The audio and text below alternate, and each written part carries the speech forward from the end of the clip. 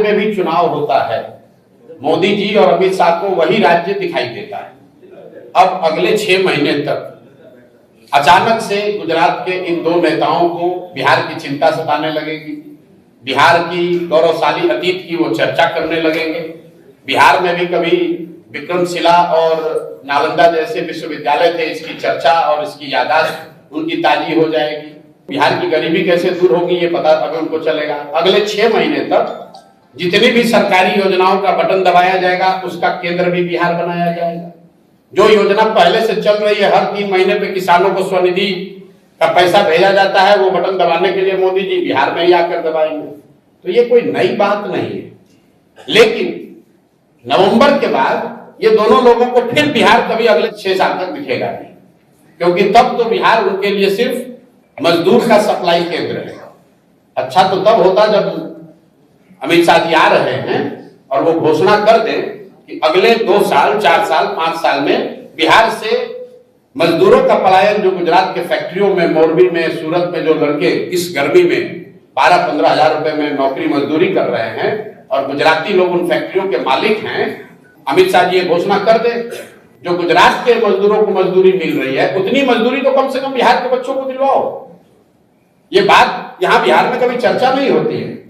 हम लोग ये सब कहते हैं कि यहाँ से लोग बाहर मजदूर जाते हैं, लेकिन गुजरात के मजदूरों को उसी फैक्ट्री में जो पैसा मिल रहा है और बिहार के मजदूरों को जो फैक्ट्री में पैसा मिल रहा है उसमें जमीन आसमान का फर्क है। अच्छा तब लगेगा जब अमित शाह जी आए और बताए कि गुजरात के जो बड़े उद्योगपति हैं उनमें से कितने लोग बिहार में उद्योग लगाएंगे। पिछले 12-15 साल में तो लगाया नहीं। तो अब जब सुराज जब यहाँ है इन बातों के लिए, तो हम लोग ये जरूर गांव-गांव जाकर कह रहे हैं कि वोट आप लीजिएगा बिहार में और सारा इन्वेस्टमेंट, सारी फैक्ट्रियां, सारी तरक्की होगी गुजरात में। ये नहीं चल सकता है। गुजरात में बुलेट ट्रेन बन रहा है। बुलेट ट्रेन बनाने के लिए भारत सरकार ने जापान से 1 लाख करोड़ रुपया का ऋण लिया है। गुजरात में नहीं लिया है, पूरे देश ने ऋण लिया है, जिसमें बिहार का भी 13% हो गया। अगर 1 लाख करोड़ रुपया भारत सरकार ने ऋण लिया तो 13,000 करोड़ रुपया बिहार के लोगों पर भी वो कर्ज हो गया। वहां पर बुलेट ट्रेन बन रहा है। अहमदाबाद से बॉम्बे तक जाने के लिए सैकड़ों विकल्प है। वहां फ्लाइट है, पहले से ट्रेन है, सड़क है, लेकिन वहां पर बुलेट ट्रेन बन रहा है। इतना पैसा लगाकर क्यों? ताकि वहां तरक्की आए, लोगों को और सुविधा मिले भाई, हम लोग को दिक्कत नहीं है। लेकिन कम से कम हम अगर गुजरात के लोगों के लिए बुलेट ट्रेन मिलेगा तो बिहार के लोगों के लिए पैसेंजर ट्रेन तो होना चाहिए। यहाँ के लोग तो पैसेंजर ट्रेन के लिए मारामारी कर रहे हैं। हम लोग 40 MP जिताकर भेजे हैं, गुजरात से 26 MP गए। तो ये बात तो बिहार के लोगों को समझना होगा ना कि वोट अगर हमारा है तो कुछ अधिकार तो हम लोग का होना चाहिए। सिर्फ गुजरात के लोगों का ही तरक्की क्यों होगा? और गुजरात के लोगों के तरक्की के नाम पर कितने दिन तक बिहार के लोग वोट देते रहेंगे?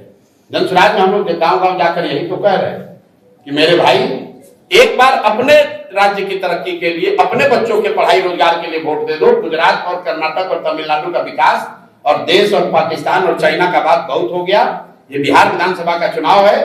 बिहार की तरक्की के लिए, बिहार के बच्चों के पढ़ाई रोजगार के लिए वोट दीजिए। तो अमित शाह जी जब आएंगे तो आप लोग को मौका लगे तो सवाल पूछिएगा कि पिछले 15 साल में केंद्र में उनकी सरकार है, कितनी फैक्ट्री बिहार में लगी है। पटना विश्वविद्यालय को सेंट्रल विश्वविद्यालय बनाने के लिए सार्वजनिक तौर पर सभा में मुख्यमंत्री ने, बिहार के मुख्यमंत्री ने, जो उन्हीं के मुख्यमंत्री है, हाथ जोड़कर मोदी जी से कहा सेंट्रल यूनिवर्सिटी सर बना दिया जाए। मोदी जी ने मंच से उसको खारिज कर दिया। फिर भी अगर पटना विश्वविद्यालय से सरोकार रखने वाले लोग जाकर मोदी जी